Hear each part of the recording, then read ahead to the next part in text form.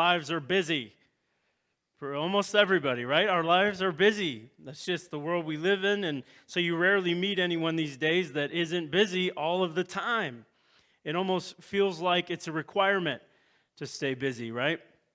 Well, if you run into a friend at the store or when you're out somewhere and you ask them how they're doing, what's the normal response these days?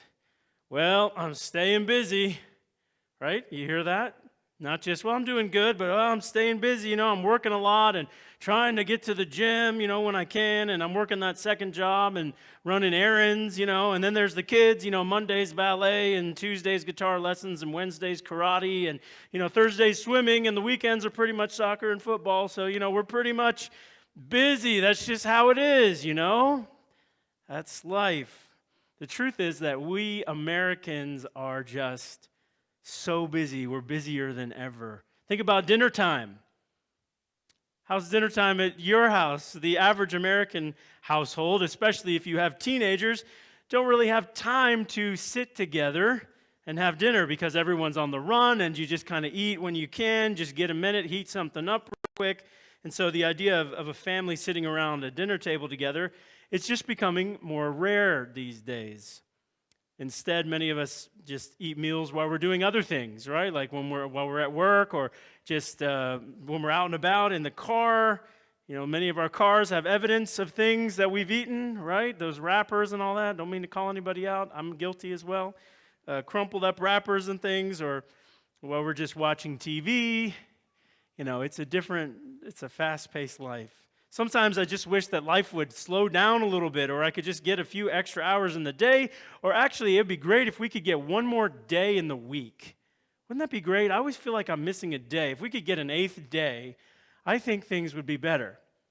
Probably not. We'd probably just fill that day too and be in the same boat. It just gets crazy sometimes.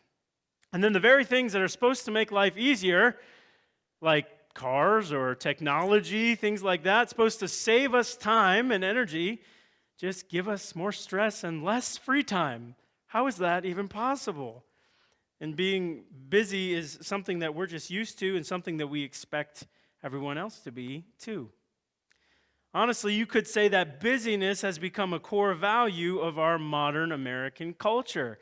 It's really a core value of our American culture. But it wasn't always this way. Back in the late 1800s, a Norwegian-American economist and sociologist named Thorstein Veblen, or Veblen, so if you're thinking about baby names, just keep those on the table. Thorstein Veblen, I guess that's Norwegian, but he published his book in 1899 called The Theory of the Leisure Class.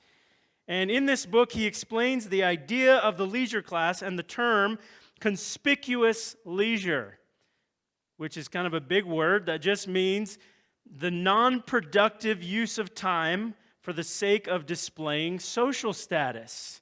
Conspicuous leisure is just the non-productive use of time for the sake of displaying social status. It means that you openly display your wealth and your status by having a lot of free time. So the belief was that if you worked a lot, it must have meant that you didn't have a lot of money, and that you were on the lower end of the social ladder if you worked a lot. But those who worked less and those who played more and had more free time and more leisure time, they were held in high social esteem. They were the ones that society tried to emulate as the ultimate goal because they were the successful ones. Simply put, if you were really wealthy, you could afford as much leisure and as much free time as you wanted. See, not that long ago, being richer meant that you worked less. Now, fast forward to the 21st century in America, where complaining about being busy and always working all the time is so commonplace that we don't even think twice about it anymore.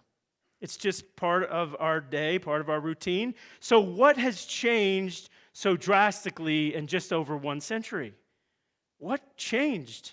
Well, the Harvard Business Review thinks that the shift that happened from the leisure as status lifestyle to the busyness as status view may have to do with the economy. interestingly enough, that because people who have qualities that employers want, they're assumed that they are in high demand in the job market. So if we tell others that we're busy and I'm just so busy, I'm just working all the time, we're implying, and maybe even subconsciously, that we're sought after, and that increases our perceived social status because we're wanted, we're sought after. It's kind of the I'm kind of a big deal life. It's kind of the, I'm kind of a big deal way of life. So I want to show you a video in case you're wondering, is this really right? Well, let me show you a video that really shows this cultural value that we have as Americans. It's actually a Cadillac commercial from the Super Bowl from 2014. So only, 8 years ago? The Super Bowl just happened. Look at what Cadillac was tapping into in our cultural value. Do we have that one? Okay. Why do we work so hard? For what? For this? For stuff? Other countries, they work, they stroll home, they stop by the cafe, they take August off. Off. Why aren't you like that? Why aren't we like that? Because we're crazy, driven, hard-working believers, that's why. Those other countries think we're nuts. Whatever. Were the Wright brothers insane? Bill Gates, Les Paul, Ali. Were we nuts when we pointed to the moon? That's right. We went up there, and you know what we got? Bored. So we left. Got a car up there, left the keys in it. Do you know why? Because we're the only ones going back up there, that's why. But I digress. It's pretty simple. You work hard, you create your own luck, and you gotta believe anything is possible. As for all the stuff, that's the upside of only taking 2 weeks off in August. N'est-ce pas? Interesting. What do you think? Anybody remember that commercial? Nobody, right? We didn't even notice. No big deal. Yeah, he's right. Those things he's talking about that we did, right, as Americans? Yeah, of course. So now we'll go buy a new Cadillac, right? Well, it's interesting when you see some of these cultural images. So there's an article from Forbes magazine in 2018 that said that since most people in our country tie their self-worth to what they accomplish, if you're not too busy, people might not think you're doing anything worthwhile. Because we believe that when we appear busy, we're successful and we're important, especially at work. So let me show you one more video, just about as long as that one, that was put out by Harvard Business Review that explains this modern trend, and then we're going to talk about what it all means and dive into some scripture, okay? Take a look. We know you're busy. So busy. Crazy busy. These days, busyness has become a status symbol. Researchers at Columbia and Harvard found that about 12% of humble brags by celebrities on Twitter were about being busy. Then they created a fictional Facebook user. When she posted about working nonstop, people thought she had higher status and more money than if she posted about her leisure time. The researchers also found that people were even impressed by products aimed at busy people, like a grocery delivery service or a Bluetooth headset. And while we complain or humble brag about having too much to do, we might be doing it on purpose. Previous research at the University of Chicago found that people actually prefer being busy. And the researchers found that people wanted to keep busy even if it actually hurt their productivity. For example, they might respond to non-urgent email instead of finishing a big project. They even came up with a term for it, idleness aversion. But that may be an American phenomenon. The researchers at Harvard and Columbia tried similar research with Italians, and the results flipped. Italians considered people with more leisure time to have higher status than those who were working all the time. So next time you're feeling crazy busy, think about whether whatever you're busy doing is really accomplishing your goals. And if all else fails, you could always move to Italy. Okay, I guess we'll just all have to move to Italy then. Seems like the right thing to do, right? The video said. So let's just acknowledge the fact that we're busy as a culture and that we value busyness. And even if we're not busy, we want to appear like we are. Now, that's a challenging cultural backdrop to try to serve God and try to put Him at the center of our lives, isn't it? That's a challenge. Because Jesus followers need to be growing in their relationship with Jesus, right? and with other people in the community of faith and in the community at large. And a major part of that life, a major part of living that way is fulfilling the great commission that Christ gave us to reach the world with the gospel. But we have a hard enough time just coming to church on Sunday for 2 hours, right? Much less trying to go into the world and make disciples of all nations, baptizing them in the name of the Father, Son, and Holy Spirit. I mean, that's quite a call. So it's important that we sometimes stop and assess where our faith and our lives are bumping into each other and causing friction in this fast-paced, always busy world that we live in. So today, we're going to take a step back and we're going to ask God to show us where we might make some practical, healthy adjustments so we don't wear ourselves out and have nothing left to give God or to give the people that He places in our lives. It's hard enough to grow deeper in our relationship with God and with other people, but it's even harder when we don't have a moment to think or to breathe or to assess how things are going. But let me also say that what I'm not trying to do today is just make us all feel guilty for having too much going on in our lives. That doesn't do us any good. Instead, we're going to look at the words and the actions of Jesus to see how He modeled living in a busy world, having a busy life that was filled with lots of challenges and lots of responsibilities, like many of us. So we're going to look at 3 passages of Scripture from 3 of the gospel accounts, and it's my hope that we're going to find some wisdom on how to make sense of a busy life. So here's the question that I want to ask today. What can I do to keep the tyranny of busyness from pulling me away from my relationship with God? What can I do to keep the tyranny of busyness? And I say tyranny because busyness can be a tyrant. I said busyness can be a tyrant. Anybody experienced that before? There's things that you feel like you want to get to, and it's just out of reach. And you sit down and do it, and then distraction, right? And this happens, and that happens. Or you fall asleep if you're like me. So what can I do to keep the tyranny of busyness from pulling me away from my relationship with God? Let's just talk about a few things, and we'll look at some Scripture. The first idea, the first principle is to bring your lifestyle into alignment with your purpose. To bring your lifestyle into alignment with your purpose. We know the principle of just because you can do something doesn't mean that you should do it, right? Our mom and dad maybe taught us that, or a teacher, or somebody, or a grandparent. So we have to ask, is this worth my time and energy? But you can really only know the answer to that question on a large scale if you discover and if you live by God's greater purpose for your life. We've been talking about that since the beginning of the year, about the Hebrew word chazon, His vision, His revelation, His purpose for you. And once you start getting in touch with that, then you can focus on the more important things and say no to other things that don't line up with God's vision for your life. And you can do it all without feeling guilty or without second-guessing yourself or feeling bad that, I had to say no to that person, and just living in that guilt cycle all the time. But if you don't know, or you're not in touch with anything to do with God's purpose for your life, you're probably going to end up doing a lot of stuff and having not much to show for it. Not much to show.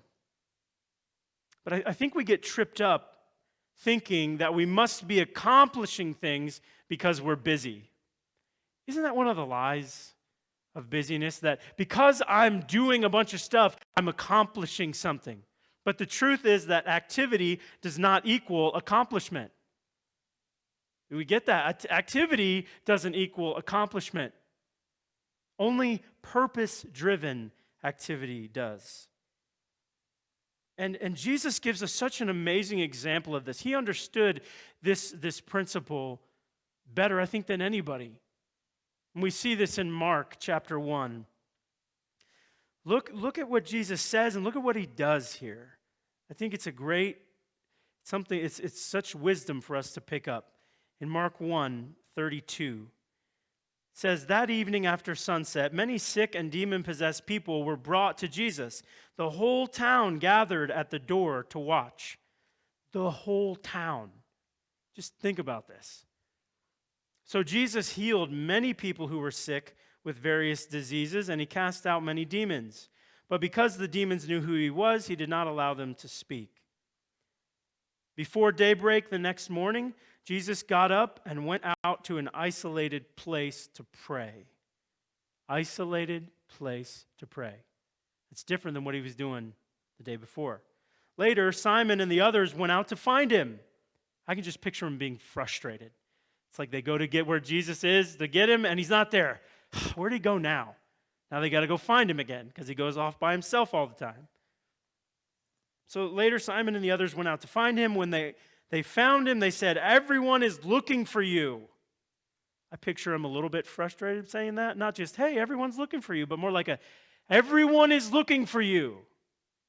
But Jesus replied, we must go on to other towns as well, and I will preach to them too. That is why I came. That is why I came. See, notice that Jesus left a place where a lot of people wanted to see him. They needed him. They were desperate for him. They were excited to see him. He was a teacher, and more people there wanted to hear him teach.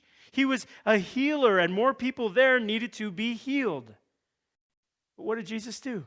He went off to himself to pray, and then eventually he told his disciples, we got to move on to a new place.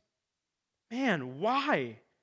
Wouldn't it make sense for him to stay there and to just touch as many people as possible and teach and heal as many people as possible? Wasn't it a good opportunity?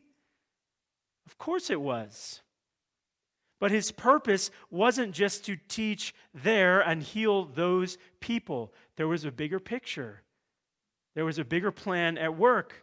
And as Jesus said in verse 38, his purpose was to spread his message throughout the whole region of Galilee.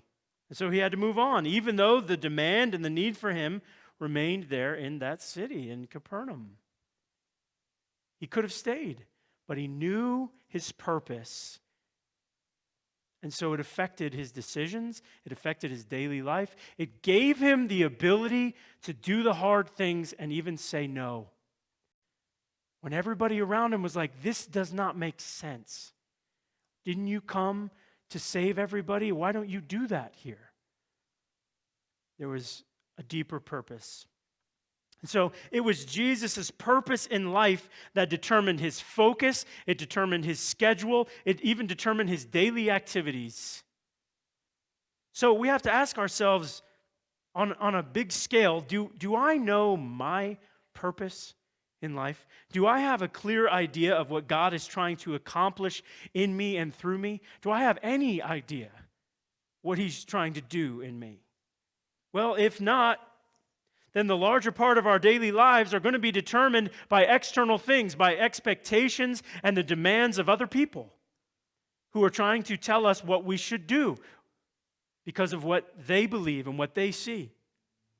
We'll live our lives according to the opinions and the judgments of family members, of friends, of classmates, of coworkers, of politicians. I mean, the list goes on and on. In other words, if you don't have a clear purpose, you'll end up being directed by those who do. There's an agenda out there. There's billions of dollars being spent all the time in marketing to push us towards products, lifestyles, so much. Political parties. And if you don't have any idea what's inside and who God has made you and your purpose, then you're gonna live according to people who do have a direction. And they'll have a direction for you.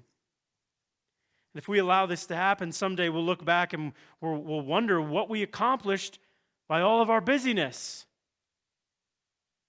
Look at what Jesus prayed to God the Father as he was nearing the end of his ministry in John 17:4. It says towards the end now, towards the time of crucifixion and all that, and he says to his Father, I brought glory to you here on earth by completing the work you gave me to do. I brought glory to you here on earth by completing the work you gave me to do. He was constantly about his Father's business. That's why he came, to do what his Father told him to do. But now wait, Jesus, how can you say that you completed the work? Because wait a minute, you haven't healed everyone. You haven't preached to every person in the country or in the region. I mean, you definitely haven't convinced everybody that you're God. The work doesn't seem done. In fact, Jesus, soon after this, is going to be arrested and he's going to be sentenced to death. And most of his followers are then going to run away and abandon him. I mean, he was only in his early 30s. He hadn't accomplished everything that he could have had he lived a full, long life. But he accomplished what was most important. He accomplished the purpose that the Father had sent him to this earth for. You know, that's what I hope that people will say about me, really about you too, then when we pass away. That I completed what God specifically called me to do. Not just that I stayed busy doing a bunch of random stuff, but that I completed exactly what God had for me to do. Because we don't really know when the Lord is coming back. We don't know when the Lord is going to take any of us home, do we? We're not promised tomorrow. It doesn't matter how old you are. We're not promised another day. But I just want it to be said that he did what God wanted him to do, that he fulfilled God's purpose in his life. Knowing the why, understanding every day as I live, why am I doing what I'm doing? Anybody ever heard the song, I Know an Old Lady Who Swallowed a Fly? Ever heard that? That's an interesting song, isn't it? I know an old lady who swallowed a fly. I don't know why she swallowed a fly. Perhaps she'll die. That's encouraging, right?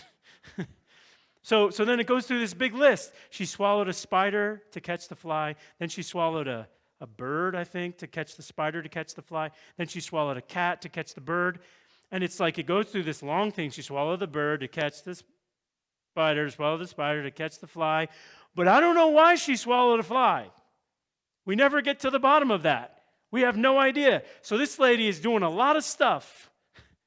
She's eating a lot of animals that you probably shouldn't eat. And when it all comes down to it, I don't know why she's doing all this. She's just doing it. And at the end of her life, which will probably come quickly, she'll have nothing to show. No purpose. Because at her funeral, that's the song they're going to sing. And they're going to sing, I don't know why she swallowed a fly and now she died. That's it. I don't want to be like that. We really have to look at the connection between what we believe are the most important things in life and then what we actually live out in our daily life. I'm not saying this is easy, but we have to look at what we say we believe and then look at how do I practice this? Do our lives reflect what we say we value? In other words, do our decisions reflect what we say we believe is most important? If someone were to follow us around or look at our lives, do our decisions and our actions, do they line up with what we say we believe? And do we even have a principle or a strategy for the decisions that we make in life? So the first thing that we need to do to keep the tyranny of busyness from pulling us away from our relationship with God is we need to bring our lifestyles into alignment with God's purpose for our life. The second thing is we need to reorder our priorities. Reorder your priorities. Not only do we need to have an understanding of our purpose, but we need to adjust our priorities to align with that purpose.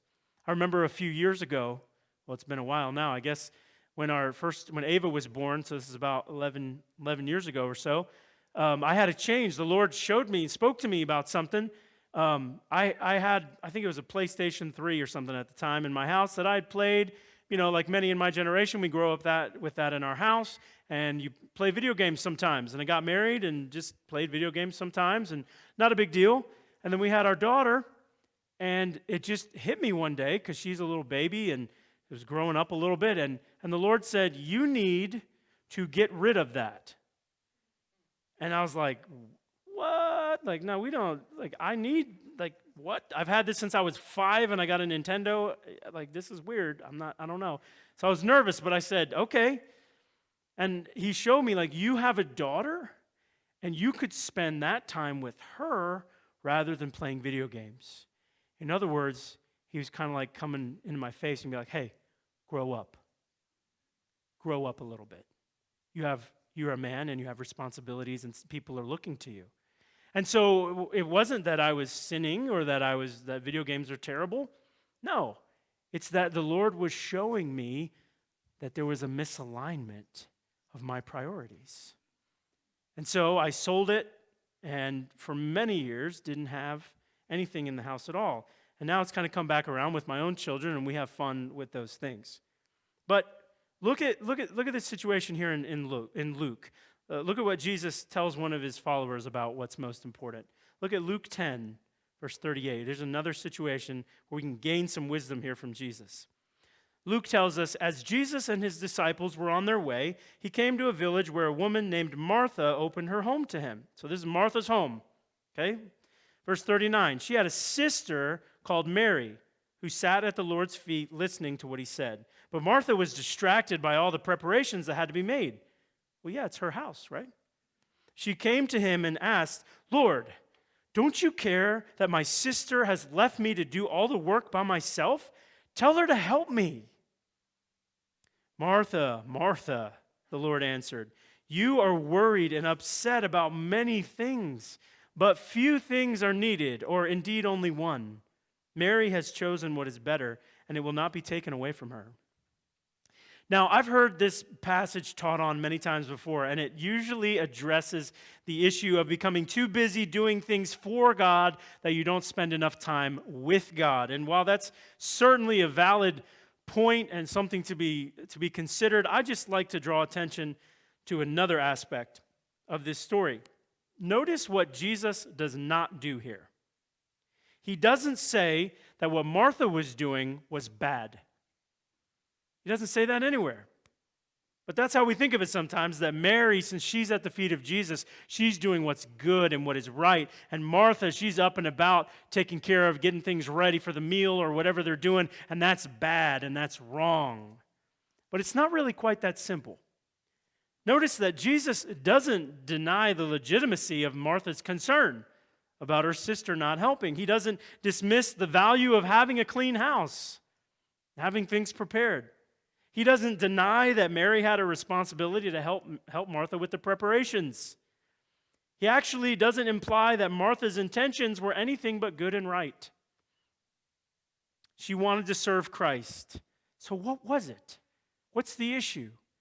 She missed an opportunity to be physically with Jesus, and she would not be able to have many more of them, unbeknownst to her.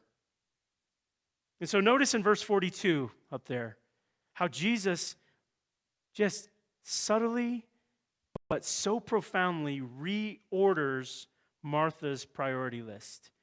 He says to Martha, but just a few things are needed. Sort of honing it in, right? And then what does he say? Or indeed, actually, only one. He's reprioritizing her list.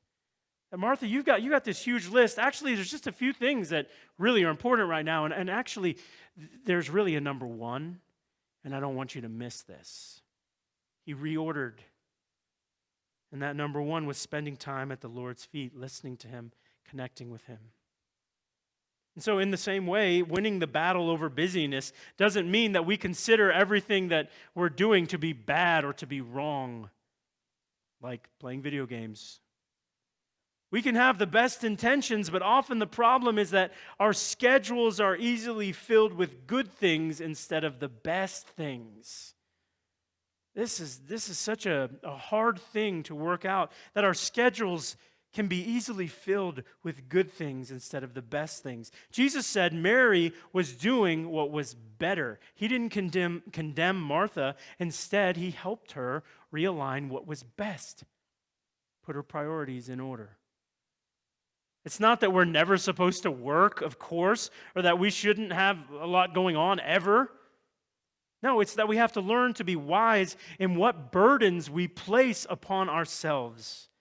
And so often we busy ourselves with doing good things, and it's killing us. Because God never asked us to make those things such a high priority in our lives. To be honest with you, that's a struggle that I have. I naturally just take on too much. I naturally bite off more than I can chew.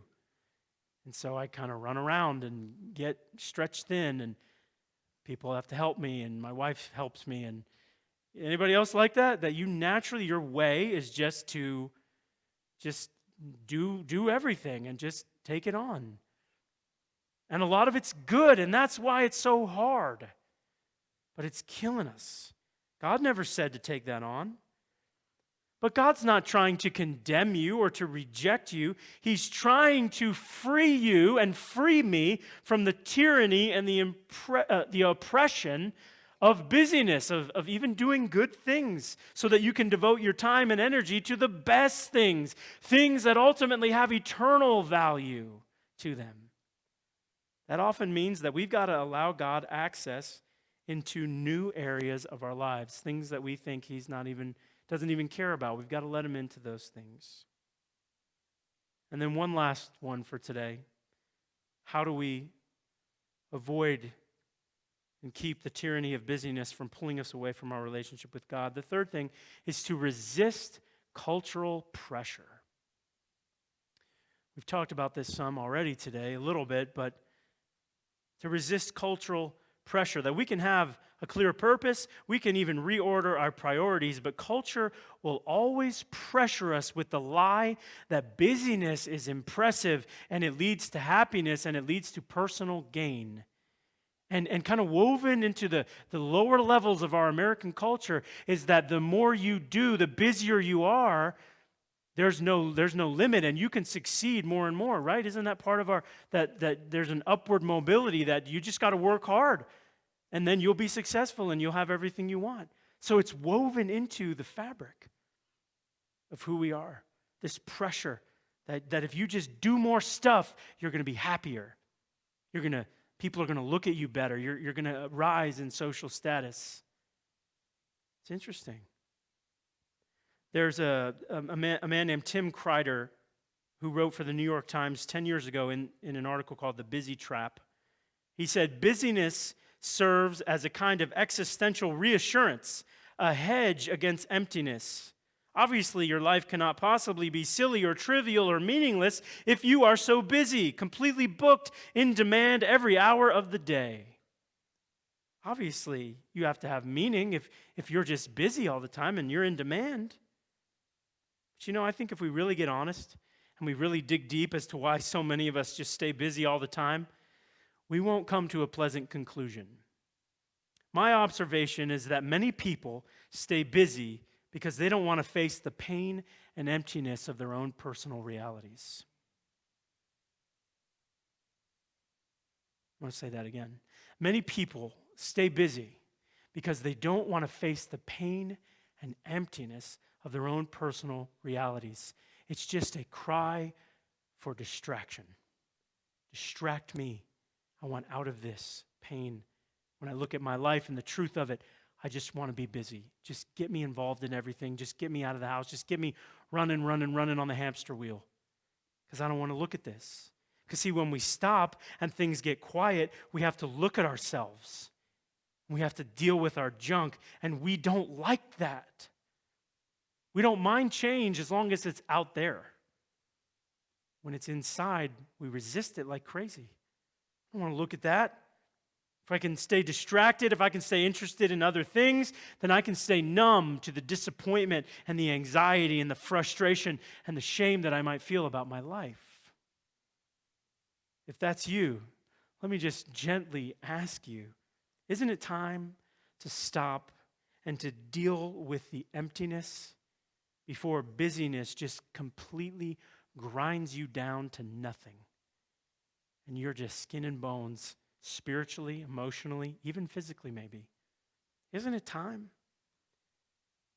The problem is that our culture not only values excessive busyness, but it projects a false image of what it means to even be busy. Think about it.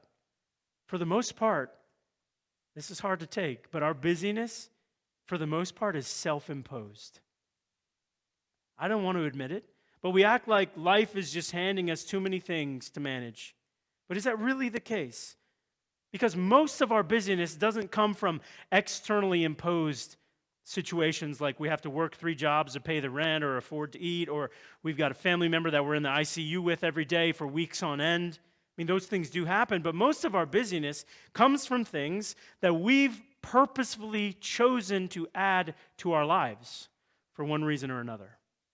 Isn't it true that we could stop those things?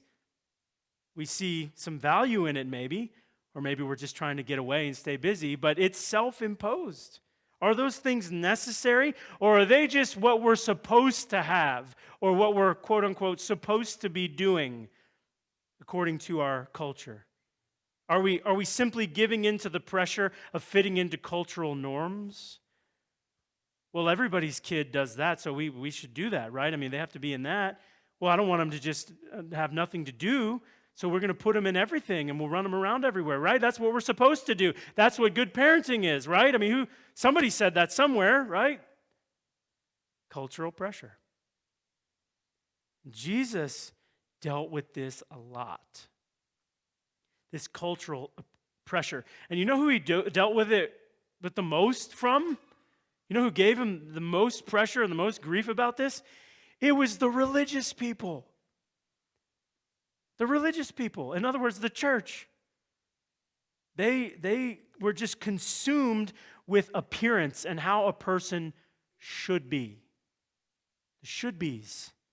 Look at Matthew 9. This will be our last part of the Gospels we'll look at today.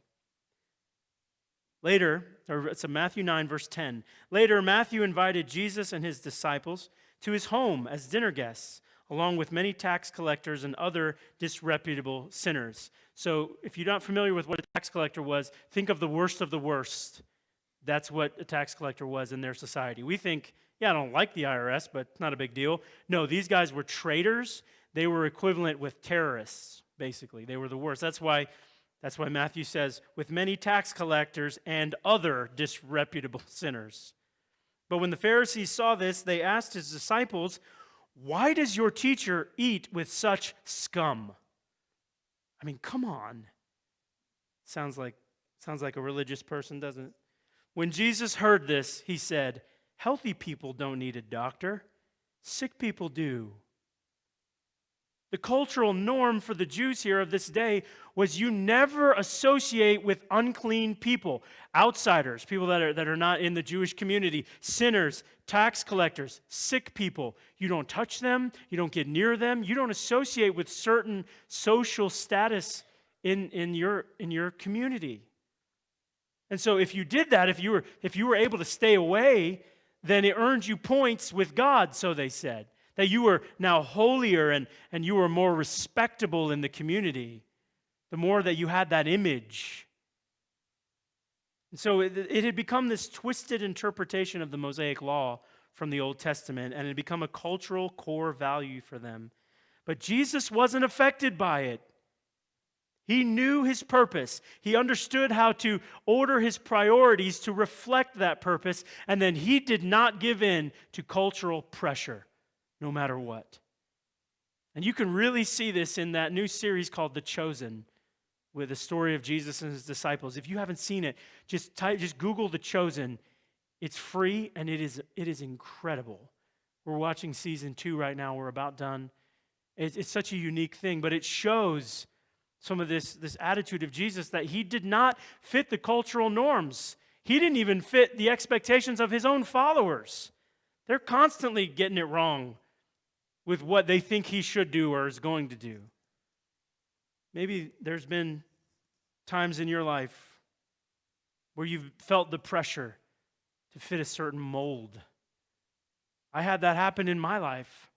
Share one more quick story with you. When I was in seminary being trained to do what I'm doing, there was, at least back when I was in school, there was like this cultural church cultural norm and expectation and mold, if you will, that all of us were like on this conveyor belt going through, and they were stamping us all with the same mold, and I didn't fit it. What do you do if you don't fit it? Well, you either break away and experience pain and sorrow, or you conform, right? You just kind of contort yourself to fit into the mold. Some people do that, but I couldn't do it. And as the farther I got and the closer I got to my graduation, it was like I was being prepared to do something that I didn't want to do. That's a scary feeling when you're spending all this money for school, and the farther you get into it, the least you feel like you're being prepared to do it. I don't want to do that. I don't want to do what they're doing. That's the cultural expectation. And so I'd get up sometimes in classes or a preaching class or something and do what I'm doing now, and they would just look at me like, what is he doing? It's not preaching.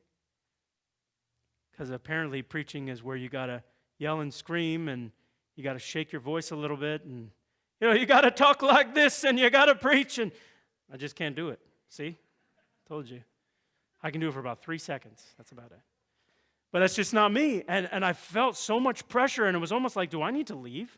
Do I need to just go do a whole different church denomination and just abandon everything? And the Lord spoke to me, and he said, no, there's going to be some changes coming, and I want to use you on the inside. I don't want you on the outside. I want you on the inside. And I said, fine. And I stayed. And it all worked out, and things have made much more sense, and maybe I can share that with you another time. But it was cultural pressure. So those are 3 things that we can do to avoid the tyranny of busyness. It's taking us away from the Lord. So if we're going to be busy, that's just the reality of life, then let's be busy doing things that have eternal value. Let's be busy doing the right things. Let's be busy serving the Lord. Let's be busy reaching people for Christ and being a pipeline of His Holy Spirit and of His presence, of His love, and mercy, and salvation.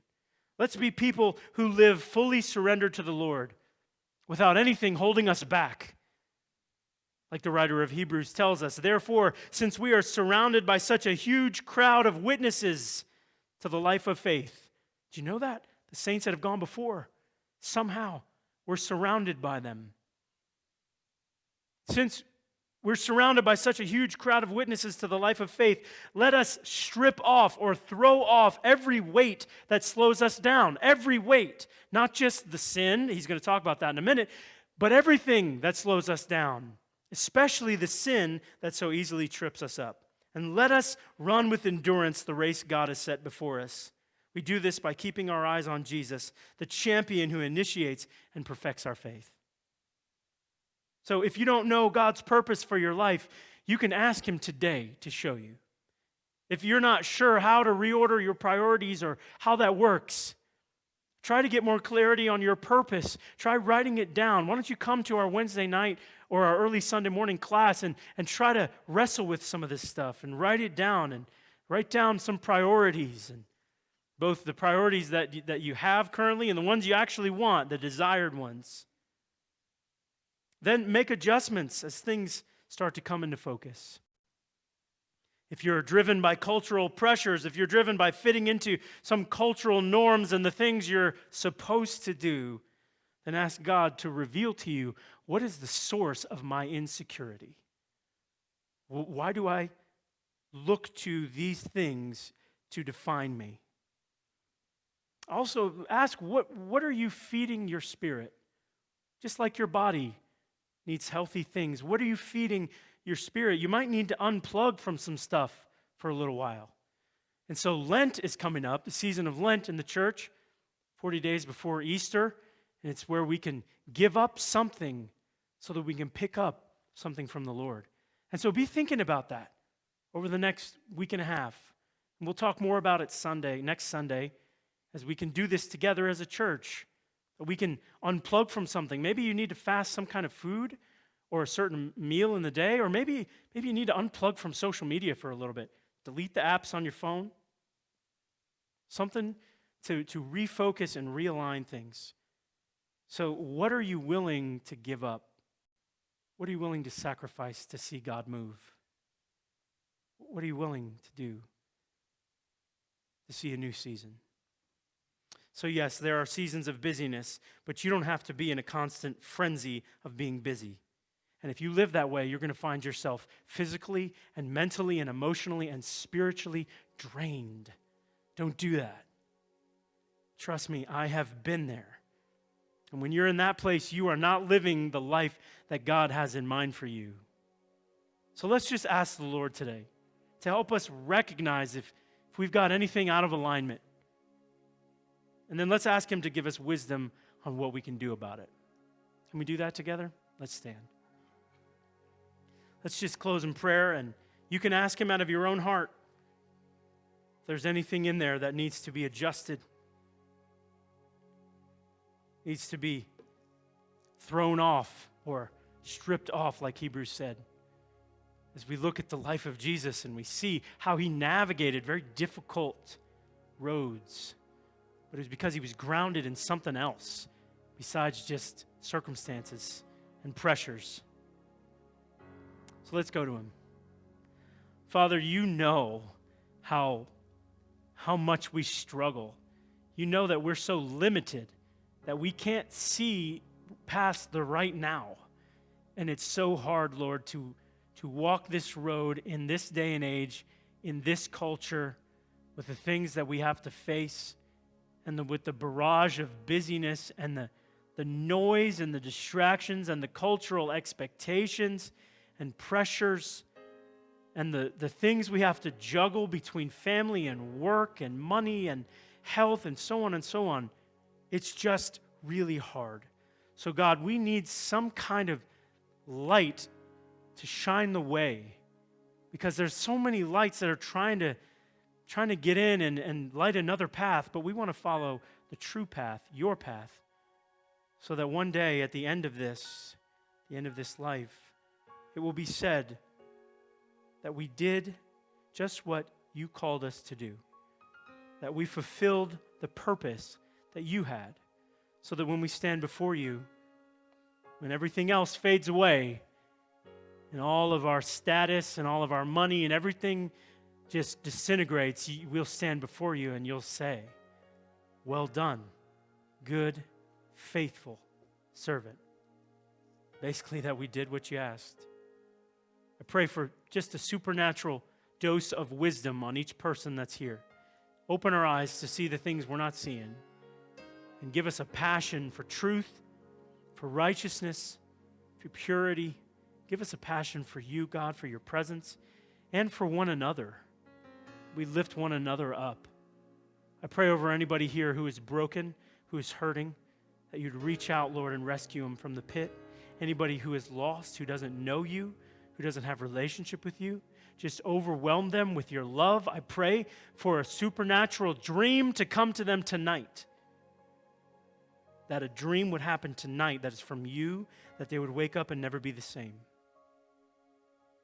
Jesus, we need you. Our church needs you. But we're grateful that you're with us. And we all ask this in Jesus' name. Amen.